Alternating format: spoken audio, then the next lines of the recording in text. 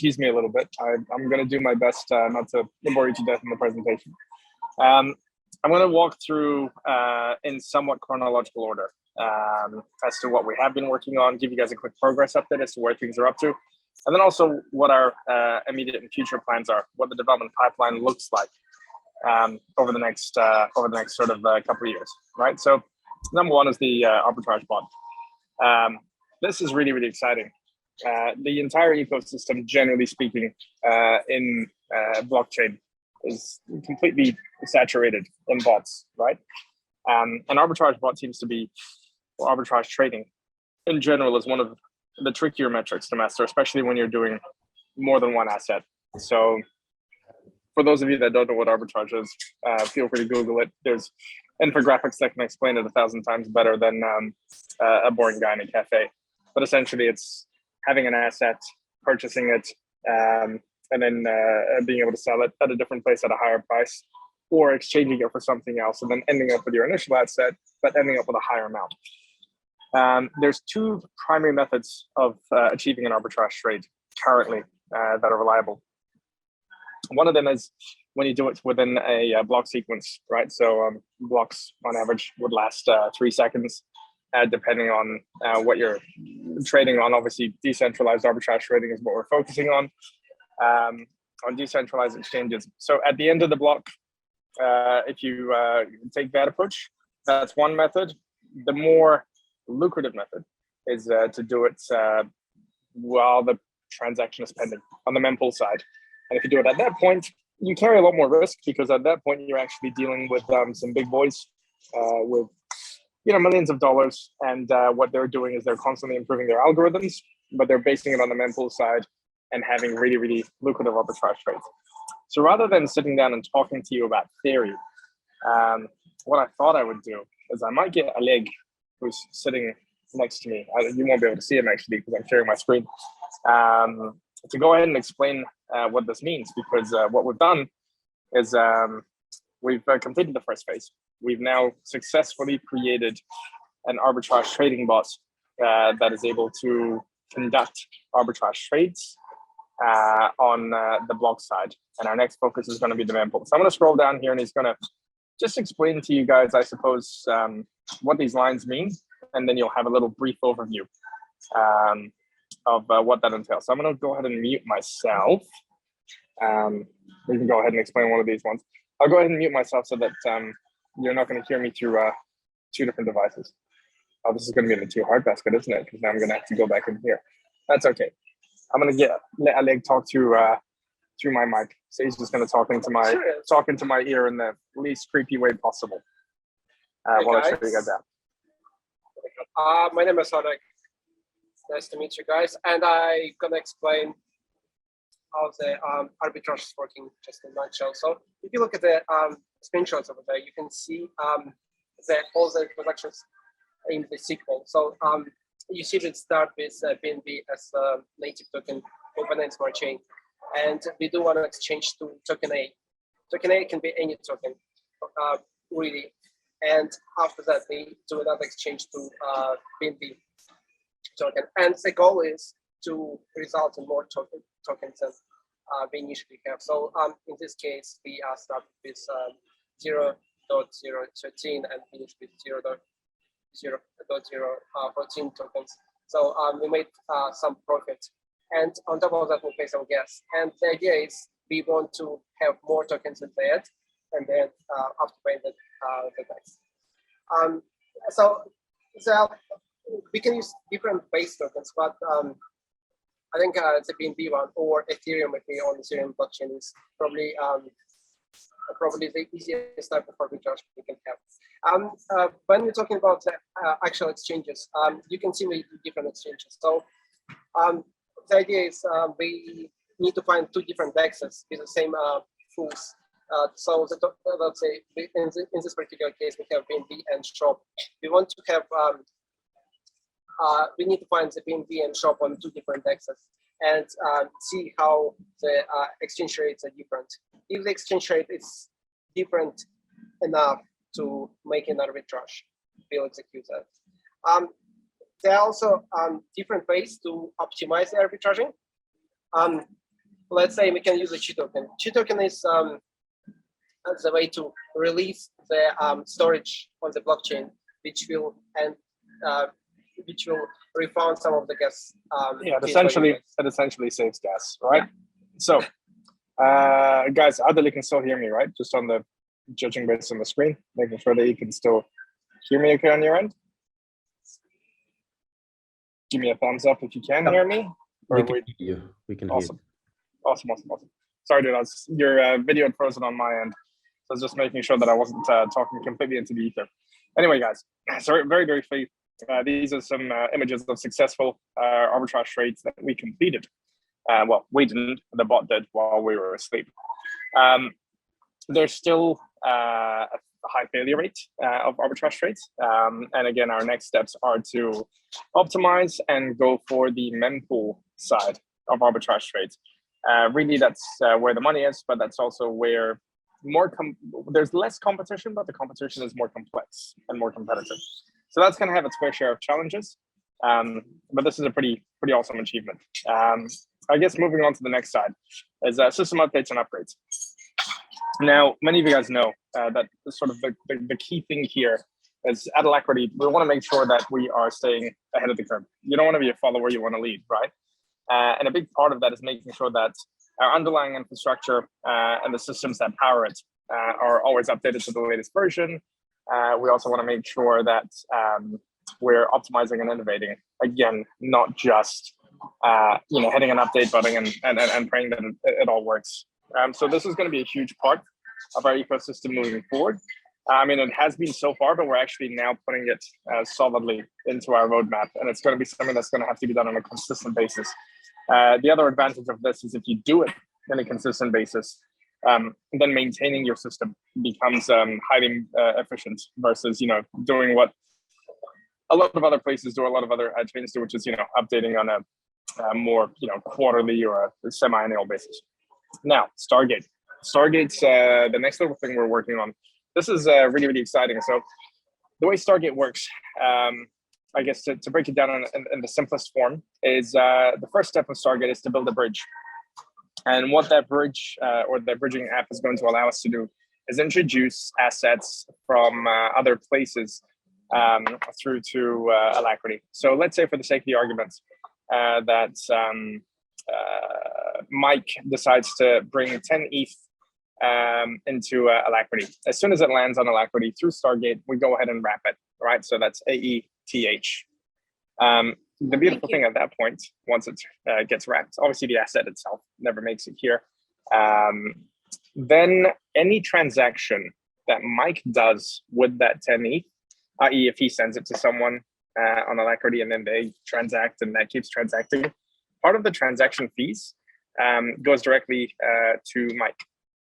So long as the asset still exists and is wrapped within Alacrity, the community benefits from each one of those transactions. The other beauty of it is because we are wrapping it, we also avoid, cumbersome things like, I don't know, $300 in gas. I don't know if you guys have recently tried to make any ETH transaction while things are busy.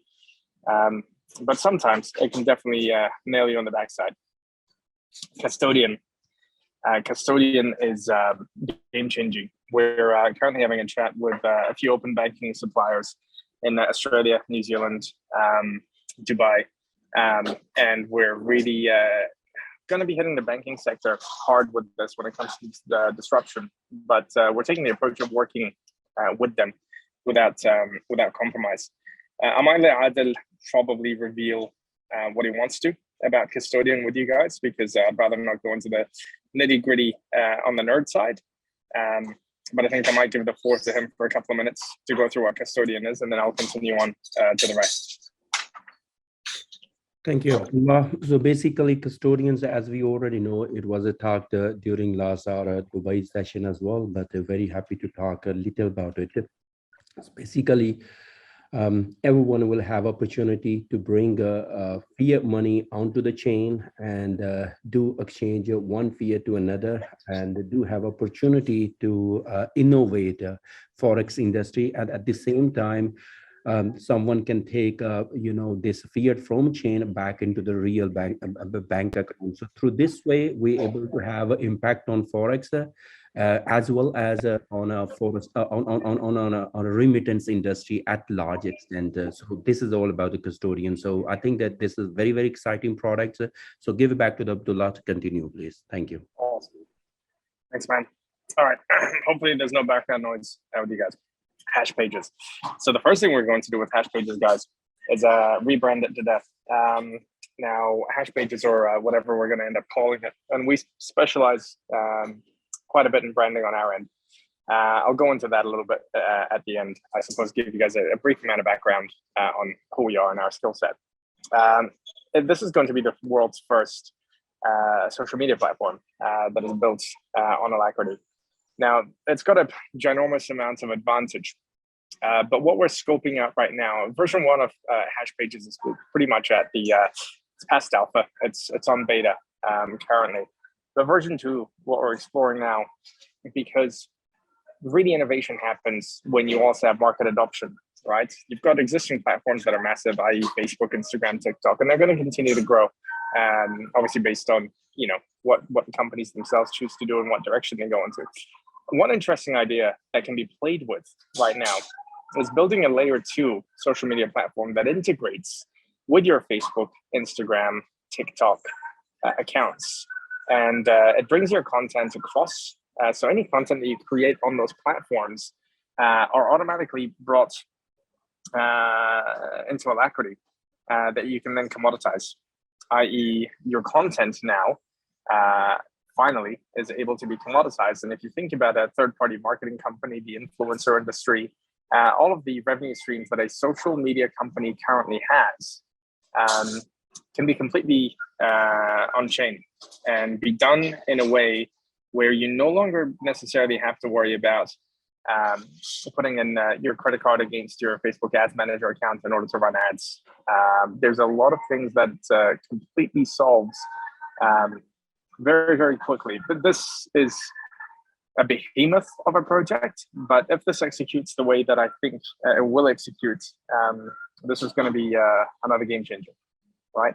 And again, what I want to emphasize is these aren't just ideas. These are projects that are actively being worked on, that investment, plenty of coffee and sleepless nights have gone into, and we're getting market validation, right? So that's hash pages in a nutshell. And moving down to tokenized property ownership, right? So this is cool. Again, a lot of you guys, I'm not sure which parts of the world you guys are from, but essentially there's a property marketplace anywhere, right? Imagine if rather than going to your bank to get a mortgage, property ownership could be as simple as transferring a few tokens through an address, and all of a sudden property ownership becomes completely decentralized. This we're in the process of talking to a legal team just to make sure that it complies with the elements that things like anti-money laundering, blah blah blah. But this is looking very, very promising at the current point. Web 3.0 e-commerce, as well as shared marketplace and marketer economy, actually tie in together. So e-commerce is a multi-trillion-dollar industry. This is actually an area that I specialize in quite a little bit. At the end of the day, e-commerce comes down to creating a frictionless journey towards purchasing, right? And this is where Alacrity shows a lot of promise, where if you can reduce the number of steps that someone has from interest in your product and or service to then choosing to pull the trigger, a small increment in each of those steps can make a huge difference to someone's bottom line. If you're then able to combine that with, i.e., let's say for the sake of the argument, you have Jenna, who's a watchmaker. She might have 500 watches that she's made. She can then approach this shared marketplace or a marketer economy that is full of e-commerce marketers that are able to then take her product. They know what demographic she's targeting. Take her product, take it to market at a Web3 e-commerce platform, and essentially clean it out, right? So these two products combined are going to potentially give Shopify a run for their money. While at the same time, they can independently work alongside what exists. So the beauty of these two is we're not interested in completely reinventing the wheel. We're interested in taking the best of what is and actually combining it with what Alacrity has to offer. The other item that we have on our roadmap is a decentralized crowdfunding platform. Again, this is huge. Think of it as i.e. Kickstarter, etc. You have a lot of those platforms that make a lot of promises, but a lot of them are very, very empty. Decentralizing this and then combining it potentially with a DAO or a voting system in the future, where it's not just where you're putting your money where your mouth is, where you can actually validate an idea's history and how viable it is. This is also going to be a pretty good big game changer on that regard. In terms of our development pipeline, one of the areas that I've worked with a lot in the past is the travel industry. So the bulk of the travel industry has two primary booking platforms. One of them is called SaberSam, which is what I put in here. And then combining this, I suppose, with the ability to easily book flights in a way where a deposit / a payment, etc., everything can occur on chain and be instantaneous. The speed at which you will be able to create a booking or an itinerary is going to be game changing, because currently, if any of you guys have had any experience in travel or know any travel agents, this is a massive bottleneck in the entire industry. And unfortunately, because the platforms are ancient, updating them is something that the main providers don't want to touch, right? Logistics is another massive one. So over 20% of containers that jump onto container ships either come empty or half empty. The bulk of trucks that go to deliver a shipment will drive back with a completely empty truck. Now imagine if in the last second, if you are wanting to transport goods from one place to another, if there was a platform on Alacrity, for example, if there was a solution that would allow you to utilize that space without necessarily dealing with fiat or the logistics or KYC or any of the issues that currently exist, it's going to be massive, right? Because you can then potentially even tokenize each individual container, each individual truck, know how much of the space is being used, what is empty. You have a complete ledger as to what's happened with that asset throughout. Again, this is going to be massive for that industry, because currently there's a lot of wasted space. And then there's also the environmental impact that it's going to have. And at the end of the day, regardless of what your opinions are on the whole global warming subject, if we can do something that helps planet Earth one way or the other before it decides to kick our asses, we should, right? Uber and Airbnb, pretty self-explanatory. You guys have all either taken an Uber or stayed in an Airbnb. Again, if we can disrupt this so that someone isn't having to pay 40% of their bloody Airbnb fee for cleaning, this is going to be huge, which kind of ties in with the next step a little bit, which is philanthropy and decentralized charity. One thing I want to tap in for you guys is I'm sure, a lot of people give charity. A lot of us are giving, etc. But we're becoming a lot more clever about where we put our money. So, for example, you're not going to go ahead and donate to someone where 80% of your fees are going to be used, or 80% of your charity is going to be used for admin fees, and the CEO still gets a $3.5 million salary at the end of the year. The beauty of this is creating a DAO on Alacrity, where people are able to submit causes. Those causes are then verified. So we're going to have actual charities on the system, get them to put their money where their mouth is, ironically. The charities can upload causes onto the platform. The members will then vote for the cause or many causes that they want to support. The charitable donations then take place. However, they completely bypass the charity themselves. Not a single cent of it gets used or pushed towards managing and maintaining the admin side of the charities, right? And again, this would be a game changer. And at the end of the day, it helps the charities out as well. That's kind of it in a nutshell. I guess to give you guys a brief sort of conclusion and background, I run a full service agency. We specialize on all of the branding and design and development aspects of it, but really our passion sits in Web3. That's why we've decided to partner with Alacrity moving forward and really take it to the next level. But in order for all of this to become a reality, it's just going to take simple hard work, which is what we're putting into it. So a bit of blood, sweat, and tears, a bit of hard work, and most importantly, innovation.